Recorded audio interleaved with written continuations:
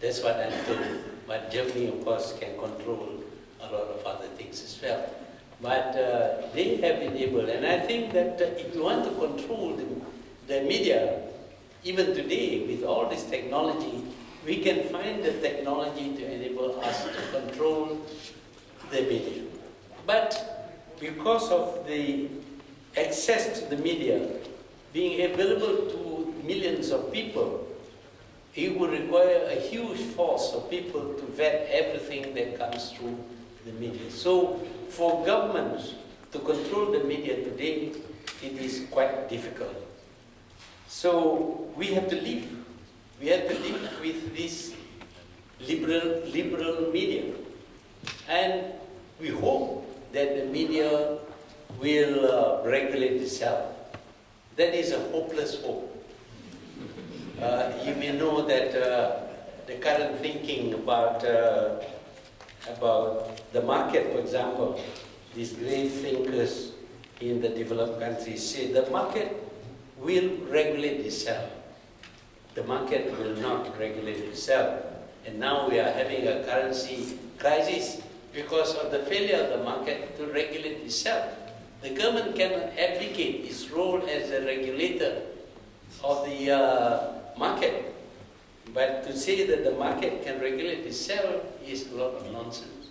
Similarly, we cannot ask the media to regulate itself.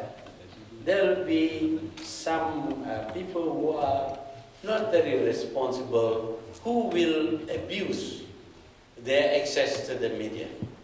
But there could be means of taking action against them. Probably if they're libelous, then one can take them to the courts. But to control the media today by the government is extremely difficult. So what can the government do? Well, the government should actually look at the media seriously. There are a lot of nonsense coming out of the media, especially now. But there are also some good ideas coming out of the media. And if the government takes the media seriously, then it can actually benefit from what is being put on the media. So the liberal media can, in a certain way, be handled. But, of course, it becomes very difficult. But it's not too bad because governments have to be on their toes to ensure that they do the right things. If they don't, then the media would be very critical. But if the media makes a lot of nonsensical, baseless accusations, then it would be easy for the government to reply to such accusations.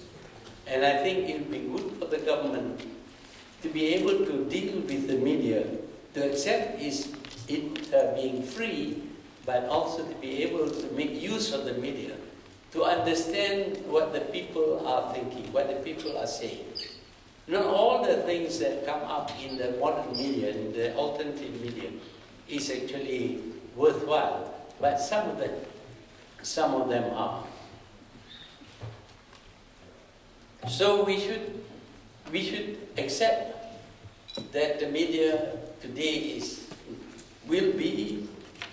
must be more liberal than before. We must accept that government control over the media would be much less now, or even impossible now than before. And the way to handle the situation, of course, is to see whether what the media is saying is worth studying or adopting, or if they must be rejected, then good reasons must be given why they are to be rejected. So that is the reality of the situation today. It is very difficult to control the media, but governments must expect that without this control, the media will go to town on certain issues if they don't like, and the government should take heed of that and adjust policies so that the media would have no grounds to say things against the government. This is entirely possible. But of course,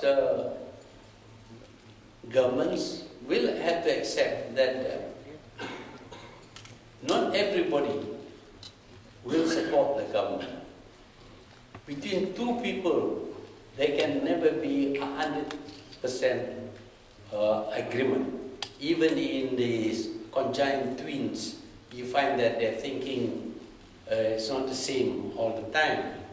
But when you have millions of people, you are bound to see millions of different opinions. And therefore, the government should not expect that there will be complete support for it, for whatever it is that it does. Even when it does good things, sometimes people become very, very critical. In my 22 years as Prime Minister, I did a lot of good things. I get very little appreciation for them. And after I step down, of course, the appreciation becomes even less. But that is to be expected. That we cannot expect everybody to support us. And if you have results showing 99% support, forget about it, it's not real. There's no possibility. So this is the kind of media that the government has to deal with. But the government must be very careful that somebody else is not controlling the media. And if somebody else is controlling the media, it is the duty of the government to expose the controller of the media. As I said just now, people like Murdoch owns hundreds of newspapers and magazines. And if he has a special message and he controls Fox News, for example, he'll give a skewed report on certain issues involving Israel. I think he's gone too far, so much so that nobody really cares for Fox News. See, when you overdo things, you are not likely to be respected or to be taken seriously. So government must expose such blatant abuses of the freedom of the media by certain individuals who have an agenda of their own. But this would not be difficult for government. The government can accept this kind of abuses and not feel that you will be threatened by them. This is the reality of the situation. And on this third issue that is on the agenda today about political realities. Yes, what are the political realities of today? The political realities of today is that there is no way we can conduct secret negotiations and policies, etc. Everything will be exposed. Today we have whistleblowers. We have people who leak information about the government, etc. But this is the reality of today. The only way to deal with them is to be open and not to do things which will benefit certain individuals because you have the authority to do so. One has to be try to be a very good government, at least for the majority of the people. You cannot be a good government for 100% of the people. So for the majority of the people, you can try to be a good government, to do what is it that they would like you to do when they elected you. A government has to accept that it has to be very, very sensitive and very aware of what is happening, what is the thinking within the country and also outside the country. And it's not too difficult to to support right-thinking people. And in so doing, you probably would be able to retain your popularity. The idea that today we can have a party that can bribe people through and retain its power, that is not going to be possible much today, because whatever you do, you will find that you will be heard and seen by the people. That's the political reality of today. We talk a lot about democracy. Today, of course, people are willing to kill people for democracy. That is the situation. Hence the invasion of Iraq. In order to make it democratic, you have to kill the people first. Maybe in the afterlife they will experience democracy. But dead people cannot really benefit from democracy. But such is the thinking about the greatness, the benefits of democracy, that you have to kill people in order to force it upon them. But democracy is a man-made thing. Democracy is not a religion. It's not coming from God.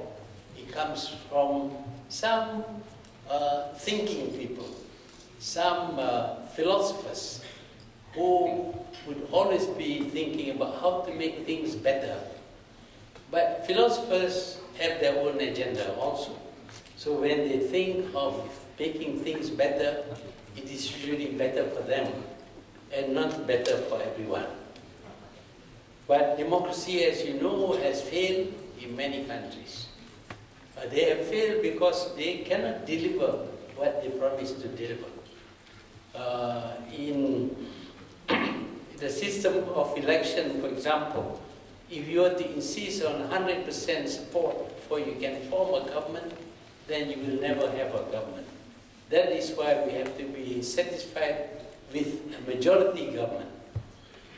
And a majority government obviously cannot satisfy the minority.